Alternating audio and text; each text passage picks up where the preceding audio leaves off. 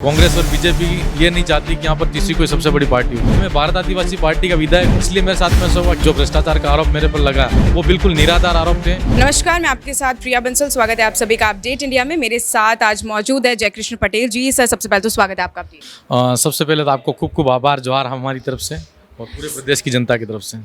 Sir, सबसे पहले तो शुरुआत इसी क्वेश्चन से मैं करना चाहूँगी कि आपके ऊपर गंभीर भ्रष्टाचार के आरोप लगे थे, उसको किस तरीके से देखते हैं? क्योंकि आप विधानसभा में सदन के दौरान भी आपने इस मुद्दे को उठाया नहीं था। अगर आप निर्दोष थे तो आपको ये मुद्दा उठाना चाहिए था। किस मामले में विधानसभा में उठा सकते हैं, वहाँ पर सीधा नहीं बोल सकते। विधानसभा की संसदीय परंपराएं होती हैं और जिस तरीके से जो भ्रष्टाचार का आरोप मेरे पर लगा, गंभीर आरोप मेरे को लगा कि हमारी पार्टी को और मुझको फंसाने का काम किया गया।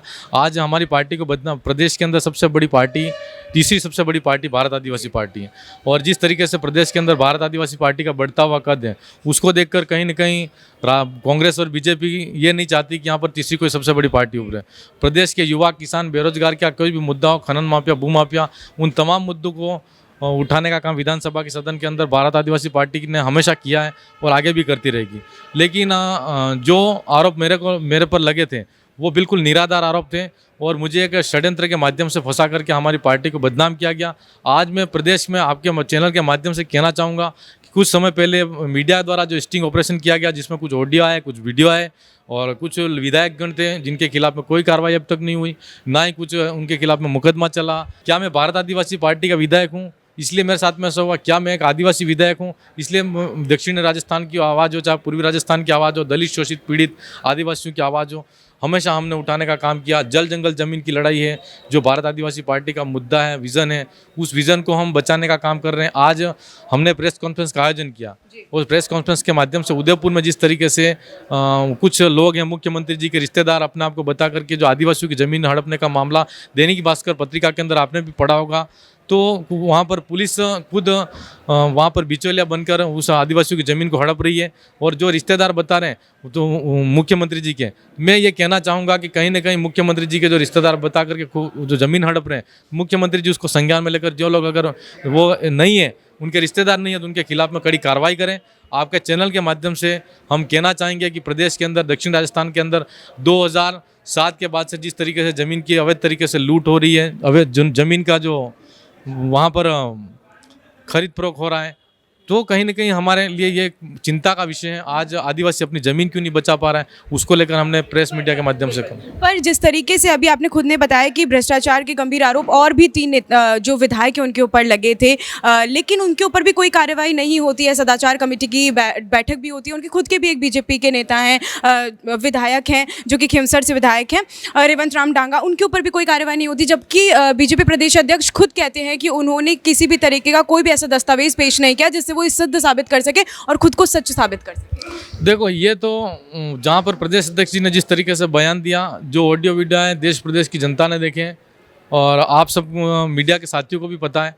मैं ये कहना चाहूँगा कि यह कहीं ना कहीं एक सरकार के अंदर, सत्ता के अंदर रहने वाली जो लोग होते हैं, उनके साथ में रहने वाला सत्ताधारी दल का विधायक होता है वो सुरक्षित है। छोटी पार्टी के विधायक होते हैं उनके साथ में हमेशा संघर्ष का सामना करना पड़ता है और आज हम संघर्ष कर रहे हैं, लेकिन फिर भी हम कहना चाहेंगे हम न कभी झुके हैं न झुकेंगे। हम बेबाकी के साथ में प्रदेश की आवाज़, प्रदेश के जनता, किसान, युवा, किसान, बेरोजगार की आवाज़ को उठाते रहेंगे और जो कार्रवाई होनी चाहिए थी, मुकदमे होने चाहिए थे, लेकिन कुछ भी ऐसा नहीं हुआ। और आज उसके लिए स्टिंग ऑपरेशन में जो वीडियो ऑडियो आए, तो उसमें ये प्रदेश अध्यक्ष जी कह रहे हैं कि ये तो एक नाटक था। तो बड़ा सोचने का विषय प्रदेश की जनता के लिए भी है। हम इतना ही कहना चाहेंगे। और जिस तरीके से सदाचार समिति ने मुझे भी बुलाया था, तो मुझे जो सवाल पूछे मैंने उनका जवाब दिया, लेकिन सदाचार समिति का उनका अलग समय था, उनका अलग तरीके से स्पष्टीकरण मांगा गया।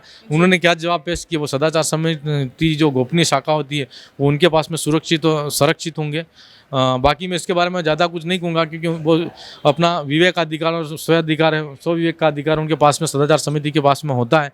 तो जो अपने सदाचार समिति के जो गोपनीय शाखा है उसके अधिकार उनके पास में सुरक्षित है, वो जाने उन्होंने क्या जवाब दिया, उन पर क्या निर्णय करती है, वो आने वाला समय ही बता पाएगा। तो एक तरीके से बीजेपी षड्यंत्र रचने की कोशिश कर रही है बीएपी पार्टी के जो विधायक हैं उनके ऊपर और साथ में जो आदिवासी नेता हैं उन्हीं के ऊपर खासतौर पर। देखो, आदिवासियों की कांग्रेस हो चाहे बीजेपी हो, दक्षिण राजस्थान का आदिवासी हो, पूरे राजस्थान प्रदेश का हो, लेकिन हमेशा दलित, शोषितों के, पीड़ितों के साथ में अत्याचार, शोषण ही हुआ है। और आप देखते हैं आज हम क्षेत्रीय पार्टी उभर के आए तीसरी सबसे बड़ी पार्टी, तो हमारा तो यही विज़न है कि हम जल जंगल ज़मीन की लड़ाई लड़ेंगे और साथ साथ हम ये कहना चाहेंगे कि अगर भारत आदिवासी पार्टी का उदय वहाँ पर दक्षिण राजस्थान के अंदर आदिवासियों का, युवाओं, किसानों, बेरोजगारों की आवाज़ को हमेशा अगर विधानसभा के सदन के अंदर उठाया होता, सरकार ने किया होता, आज 80 साल के अंदर भी वहाँ के धरातल पर अगर आप जाकर देखेंगे तो पहाड़ी इलाके के अंदर क्या आदिवासियों की स्थिति बनी हुई है, सड़क कैसी है, शिक्षा कैसी है, स्वास्थ्य कैसा है, और उनका जो वहाँ पर जल जंगल ज़मीन और अपना एक अलग कल्चर है, वो किस तरीके से सरकार वहाँ पर सुरक्षित संरक्षित रख पा रही, नहीं रख पा रही है।